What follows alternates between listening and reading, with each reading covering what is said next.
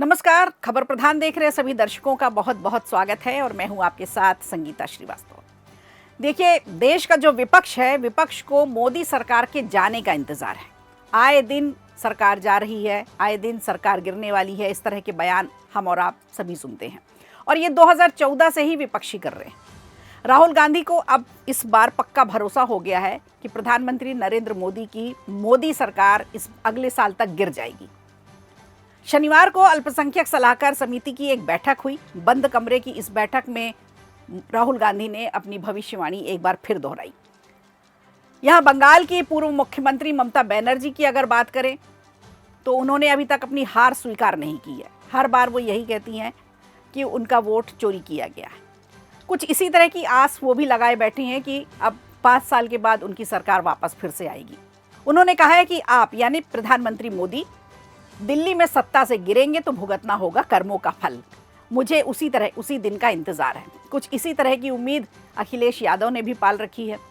10 साल के मुख्यमंत्री रहे दिल्ली में अरविंद केजरीवाल भी कुछ इसी तरह का सपना देख रहे हैं और तेजस्वी यादव भी इसी तरह की उम्मीद पाले बैठे हैं। इसीलिए कि नरेंद्र मोदी के विरोध का अलग विपक्ष के ये नेता जगाए हुए हैं, यानी नरेंद्र मोदी की सत्ता से जल्दी जाने का जाप करने वाले इंडिया ब्लॉक के विपक्षी नेताओं की ताकत को देखा जाए, इन तथ्यों को समझा जाए तो ये पूरा वीडियो हमारा आज इसी पर है। आप पूरा सुनिएगा।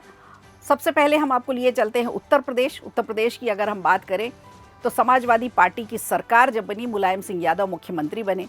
उसके बाद जब अखिलेश यादव मुख्यमंत्री बनाए गए तो ये कहा जाता है कि पिता की अनुकंपा से अखिलेश यादव को मुख्यमंत्री बनाया गया, क्योंकि एक पिता का दायित्व भी होता है अपने बेटे का करियर बनाना। और उसके बाद एक बार तो देखिए मुख्यमंत्री बन गए, दोबारा फिर उनकी वापसी नहीं हो पाई।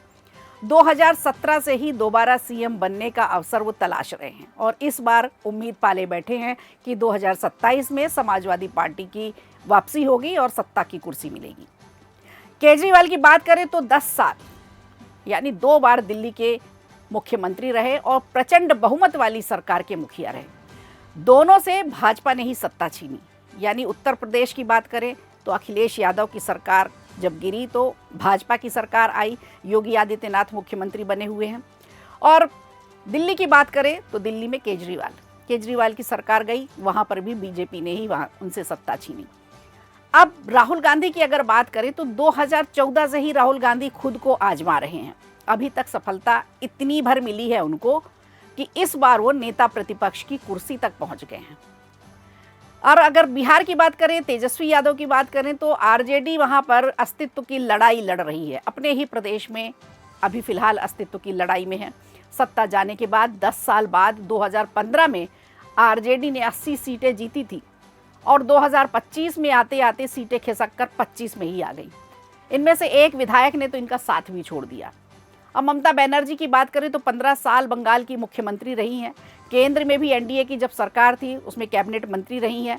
अखिलेश यादव और अरविंद केजरीवाल दोनों मुख्यमंत्री रह चुके हैं। राहुल गांधी 3 बार जोर आजमाइश में विफल रहने के बावजूद लोकसभा में नेता प्रतिपक्ष हैं। इसलिए उन्हें नासमझ मानना तो भूल होगी जो उनके बारे में अक्सर बयान दिए जाते हैं और उनकी जो छवि बनाई गई है। पर इनके बयानों से इनके संसदीय ज्ञान का अनुमान तो लग ही जाता है। इन विपक्षी नेताओं को इस बात पर आपत्ति है कि मध्य पूर्व एशिया की स्थितियों के कारण देश में ईंधन की कमी है, फिर भी पीएम मोदी विदेशों की सैर में क्यों जा रहे हैं। यानी प्रधानमंत्री की विदेश यात्रा पर भी इन लोगों ने सवाल उठाए।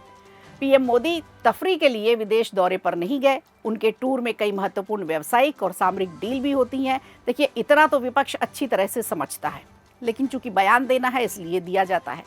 भाजपा का लंबे समय तक शासन का प्लान है, छोटे मोटे समय के लिए नहीं है। इसीलिए उसकी प्लानिंग इस तरह की होती है कि आगे 2047 तक की बात करती है।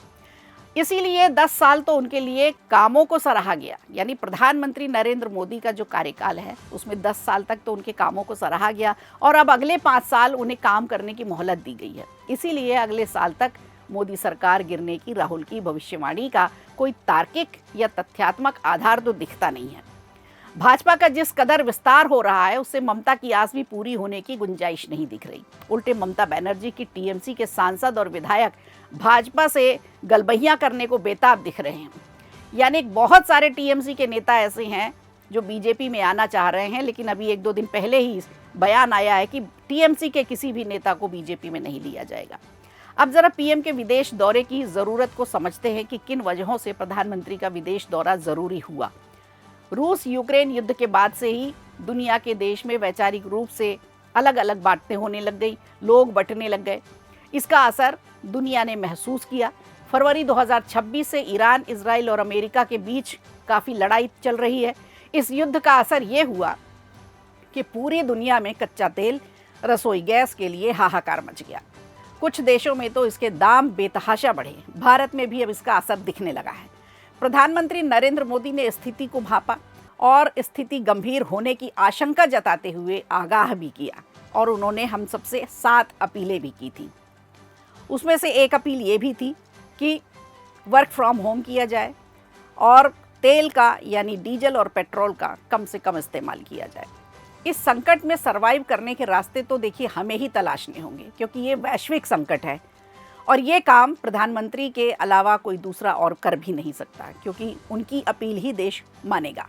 इस महीने प्रधानमंत्री नरेंद्र मोदी की 5 देशों की यात्रा रही। इस दौरे में लगभग $40 बिलियन के निवेश की डील हुई है। यूएई से लंबे समय के लिए तेल और रसोई गैस सप्लाई का समझौता मौजूदा तेल संकट को टालने की दिशा में एक बड़ी डील माना जा रहा है। और ये बात किसी से छिपी भी नहीं है कि अमेरिका से भारत के रिश्ते फिलहाल ठीक नहीं चल रहे हैं।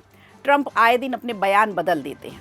ट्रंप ने पहले भारतीय सामानों पर बेहिसाब टैरिफ भी लगाया था, 50% तक टैरिफ लगा दिया था।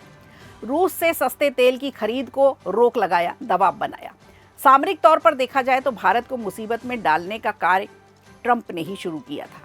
भारत के आसपास जो छोटे पड़ोसी देश हैं वो कभी भी अमेरिका के आगे सरेंडर कर सकते हैं या जीत की जिद में बर्बाद हो सकते हैं। ऐसे में सामरिक तैयारियां भी ज़रूरी हैं। इसके लिए रणनीतिक साझेदार तो तलाशने ही पड़ेंगे। पीएम की विदेश यात्रा इसलिए भी ज़रूरी थी। तो सवाल उठाना विपक्ष का काम तो है, लेकिन संकट के समय सरकार का साथ देना भी एक अच्छे विपक्ष का काम है, जैसा कि अटल बिहारी वाजपेयी के समय होता रहा है। तो मोदी सरकार गिरने की मंशा रखने वाले विपक्ष को अभी और इंतजार करना पड़ेगा। वीडियो अच्छा लगा हो तो लाइक कीजिए, शेयर कीजिए और कमेंट बॉक्स में हमें ज़रूर बताइए।